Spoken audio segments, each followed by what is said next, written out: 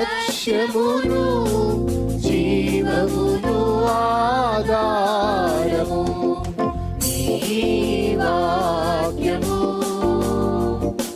నా త్రోవకు.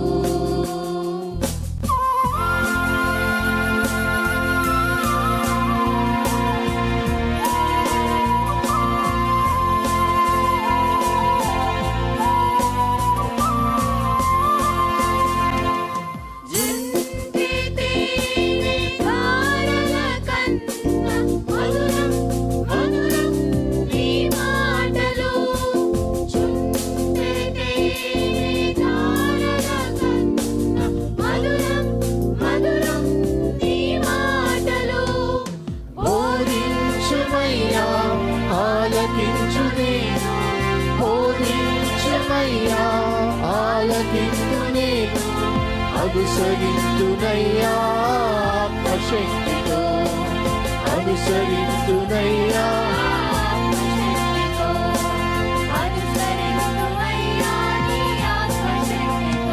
ప్రియమైన సహోదరి సహోదరులకు ప్రభు నామమున శుభములు. దేవుని దయాసంకల్పం చొప్పున ఏర్పాటు చేయబడిన ప్రభుతో ప్రారంభం అనుదిన ధ్యాన కార్యక్రమం క్రీస్తునందల ప్రేమతో మిమ్మల్ని ఆహ్వానించుచున్నాను. జుంటె తేనె ధారల కన్నా మధురమైన వాక్యము మన ప్రాణమును సేదతీరుస్తుంది, మన మార్గమును సరిచేయునది, నిత్యరాజ్యమునకు మనను చేర్చున్నది. దేవుని వాక్యము అటువంటి జీవార్థమైనటువంటి వాక్య ధ్యానం ద్వారా మన దినమును ప్రారంభించుట ఆశీర్వాదకరం. ప్రభుతో ప్రారంభం, తద్వారా ప్రతిక్షణము ఆయన మనతో మన వెంట కాపరిగా పోషకుడిగా ఉండాలని కోరుకుంటూ ప్రార్థనతో ప్రారంభిద్దాం. ఆయన ఆశీస్సులు ఆశీర్వాదములు సదా మనకు తోడైండునుగాక.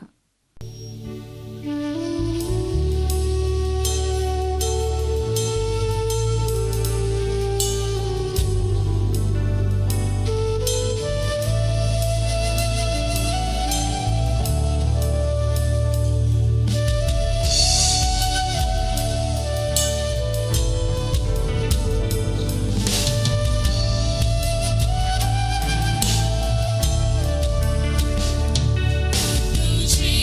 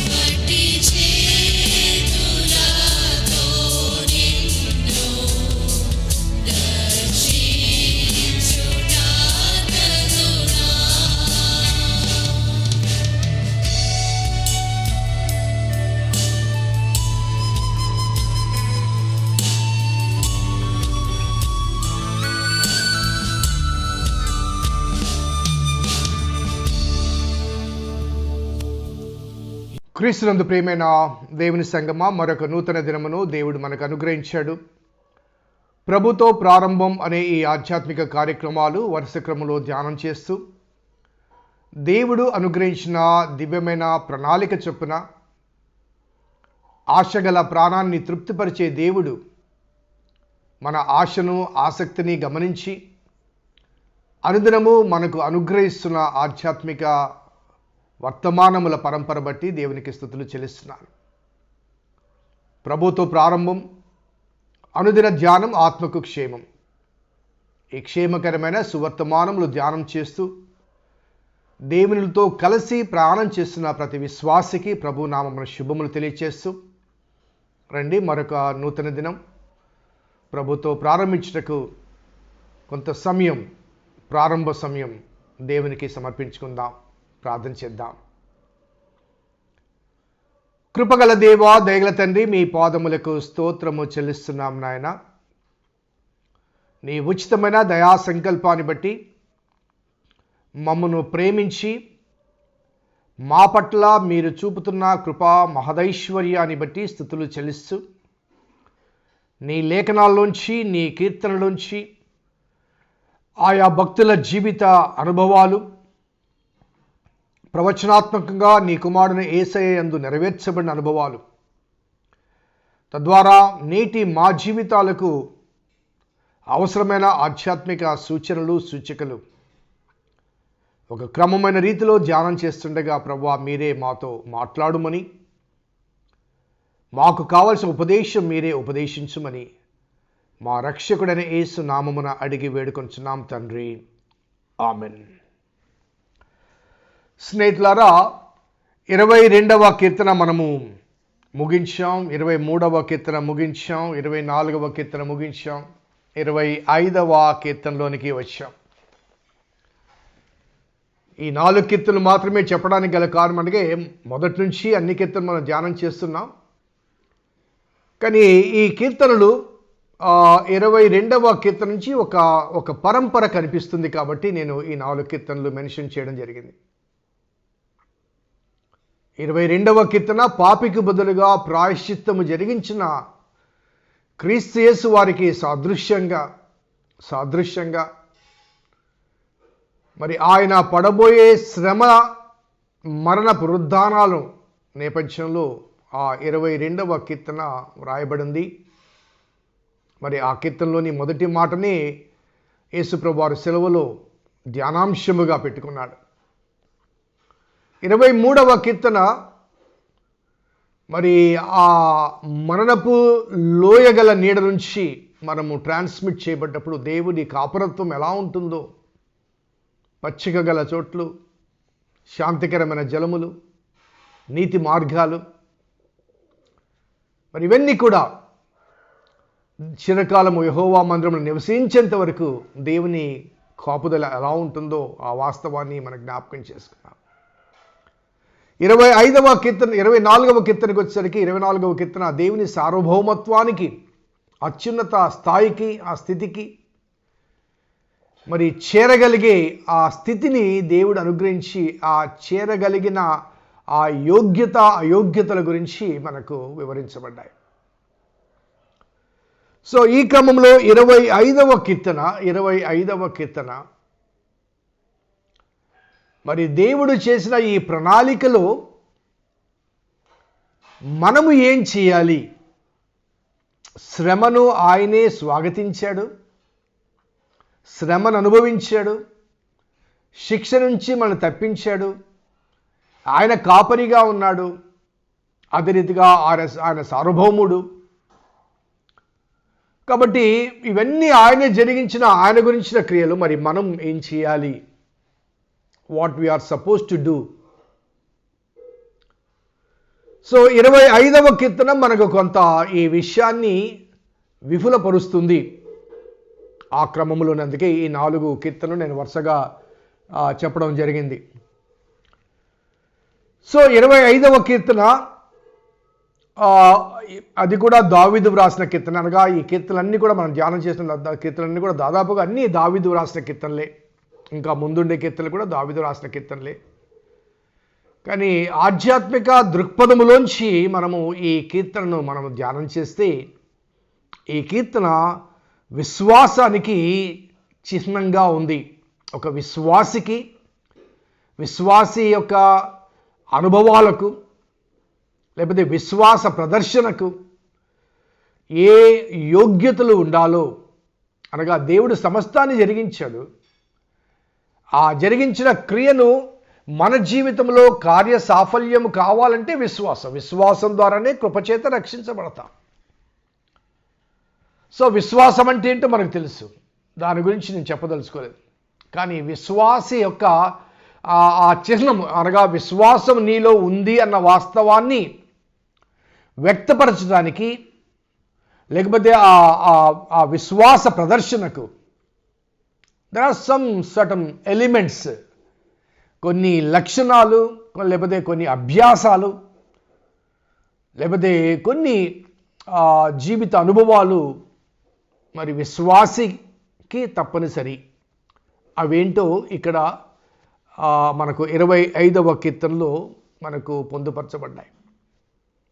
దావీదు వరకు చూస్తే దావీదు జీవితం పూలపాన్పు కాదు. బహుశా ఆయన సమూయేలు చేత అభిషేకించబడక ముందు his life may be different. కానీ అభిషేకించబడిన క్షణం నుంచి కూడా దావీదు జీవితము సవాళ్లతో కూడింది. మొదటి సవాలు గొలియాతు. ఆ గొలియాతుని జయించాను అన్న ఆ సంబరాల నడుమ సమస్యల వెంబడి సమస్యలు వచ్చాయి. సౌలు చేత ఎన్నిసార్లు ప్రయత్నం చేశాడు సౌలు, ఎన్నిసార్లు దేవుడు తప్పించాడు. సౌలు రాజ్యాన్ని వదిలిపెట్టి, పరిపాలన వదిలిపెట్టి దావీదుని వెంబడించాడు. రాజ్యం ఏమైందో, పాలన ఏమైందో, ప్రజలేమయ్యారో అదేమి కాదు, దావీదే. ఎందుకంటే దావీదును దేవుడు ఎన్నుకున్నాడన్న వాస్తవము సౌలుకు బాగా తెలుసు. దేవుని ఆత్మ తన్ను విడిచి దావీదు మీదకి వచ్చిందన్న విషయం తెలుసు. కాబట్టి దావీదుని సంహరిస్తే నా సమస్య తొలగిపోతుంది అనుకున్నాడు. చాలా అమాయకపు లేకపోతే మూర్ఖపు ఆలోచన. when God rejected you, you must behave in such a way that you may be accepted again. దేవుడు నిన్ను తృణీకరించినప్పుడు తిరిగి అంగీకరించబడగలిగేంతగా నీ ప్రవర్తన ఉండాలి. కానీ దేవుడు అంగీకరించిన వాడిని నువ్వు సంహరిస్తే దేవుడు మరొకరిని ఏర్పాటు చేసుకుంటాడు కదా. సో తృణీకరించబడిన నీవు అంగీకరించబడే స్థితిలోనికి నీలో పరివర్తన రావాలి. ఆ పరివర్తన ఏమిటో ఇక్కడ 25వ కీర్తనలో మనకు కనబడుతుంది. సో సౌలు తర్వాత అతను రాజ్యంలోనికి వచ్చినప్పుడు అప్పుడన్నా సుఖంగా ఉన్నాడంటే మరి ఈ అరణ్య కాలంలో పుట్టిన ఆ కుమారులు,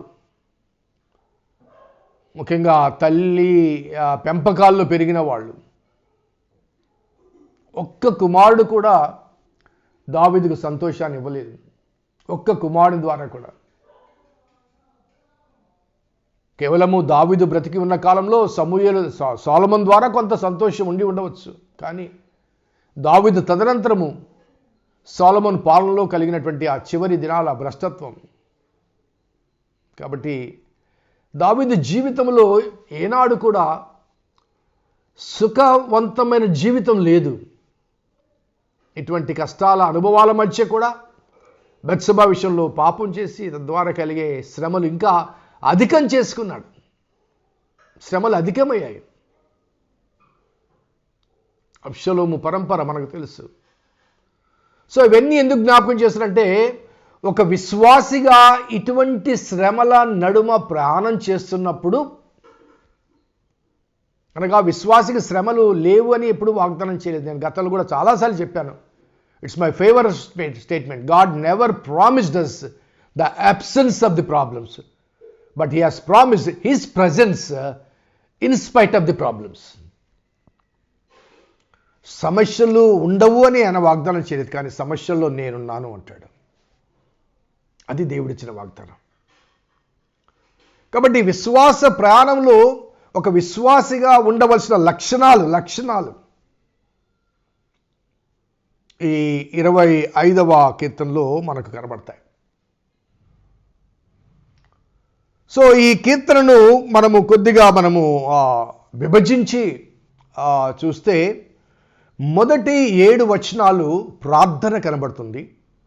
మొదటి 7 వచనాలు ప్రార్థన కనబడుతుంది. ఆ తర్వాత 8, 9, 10 వచనాలు ధ్యానం కనబడుతుంది.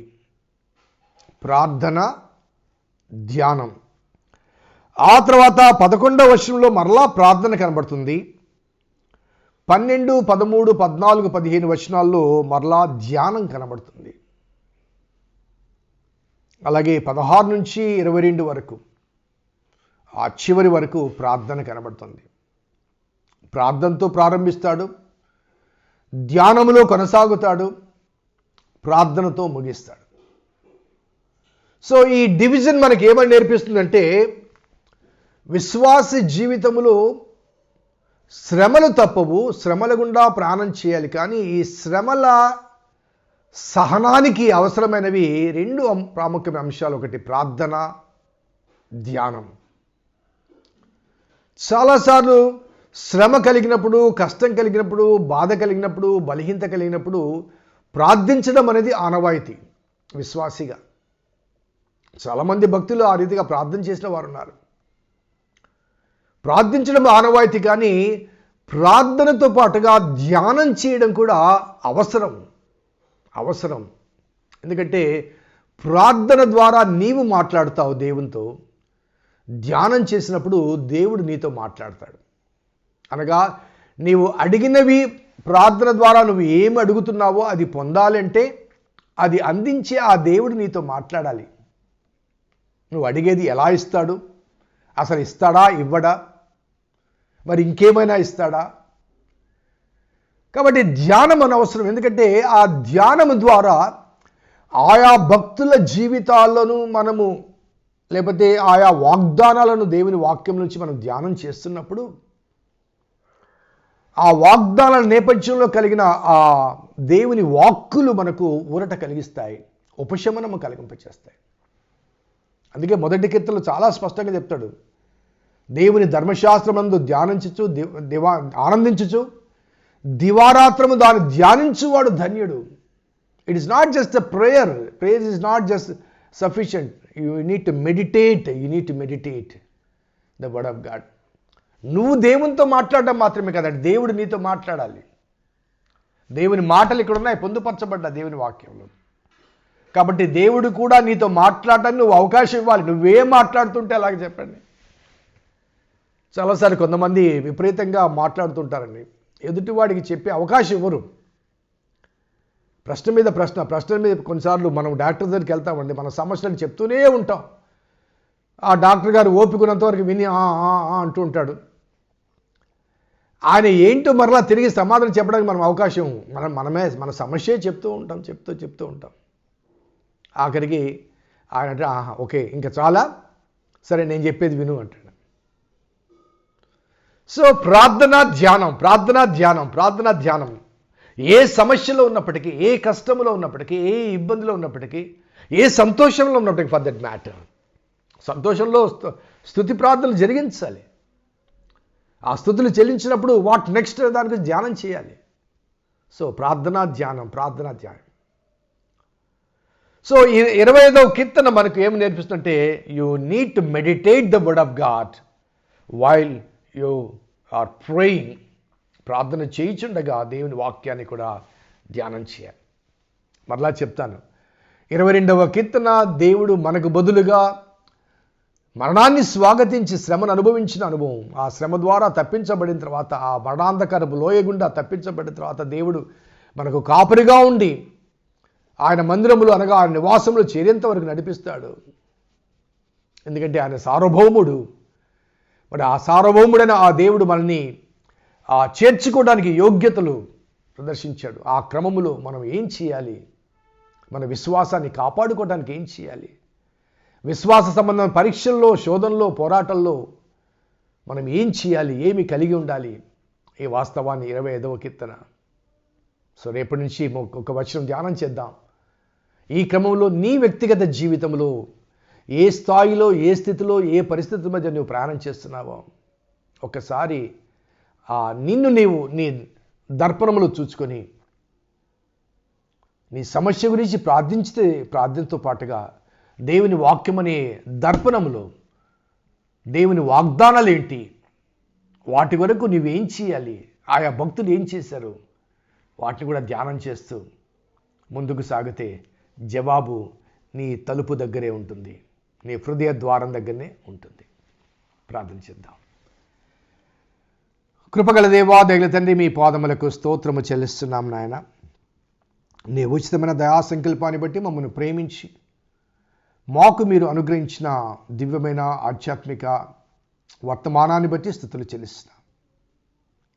నీ లేఖనాలు ధ్యానం చేస్తుండగా మరి విశ్వాసిగా ఏమేం చేయాలో ఆ విషయాలు ప్రార్థించాలని, ధ్యానించాలని చెప్పబడ్డ నేపథ్యంలో ఈ అలవాటును అలవరుచుకోవటానికి మీ కృప అనుగ్రహించమని మా రక్షకుడైన యేసు నామమున అడిగి వేడుకొంచున్నాం తండ్రి. ఆమెన్. తండ్రి, కుమార, పరిశుద్ధాత్మ త్రియేక దేవుని దీవెన ఈ వాక్యం విన్న బిడ్డలకు, వాక్యాభిలాషులకు సదా తోడైండును గాక. ఆమెన్. God bless you. దేవుడు దీవించును గాక.